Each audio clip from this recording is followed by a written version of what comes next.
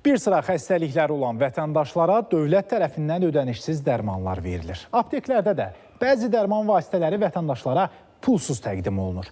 Dövlət təminatı hesabına verilən dərmanlar əsasən müəyyən xəstəlik qruplarını və sosial kateqoriyaları əhatə edir. Bununla bağlı mexanizm mövcuddur, amma bu imkanlardan çox adamın xəbəri yoxdur. Ətraflı sujetdə. Dövlət təminatı hesabına bəzi xəstələr apteklərdə ödənişsiz dərmanlarla təmin olunur. Amma bəzi vətəndaşların bundan xəbəri yoxdur. Diabet, şəkər xəstəliklərini eşitmişik, onlara verirlər. Ancaq digər xəstəliklərin hələ ki dərman adlarının demək olar ki açıqlanması bizə gəlib çatmıyor. Hansı dərmanlar pulsuz verilir, hansılar pulla verilir, bunun xəbərim yoxdur. Nevroloji xəstəliklər deyəsən. Digərlərindən xəbərim yoxdur.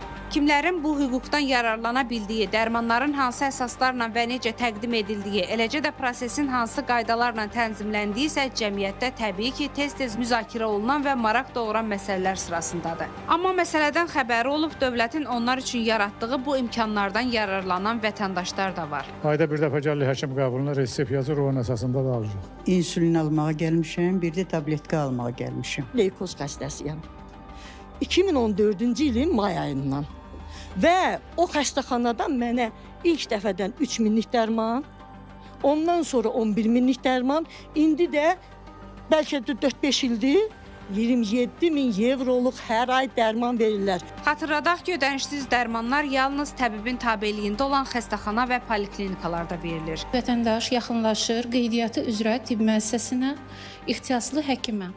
Daha sonra ona imtiyazlı resept yazılır. İmtiyazlı resept əsasında vətəndaş yaxınlaşır imtiyazlı apteka və oradan dərmanı əldə edir.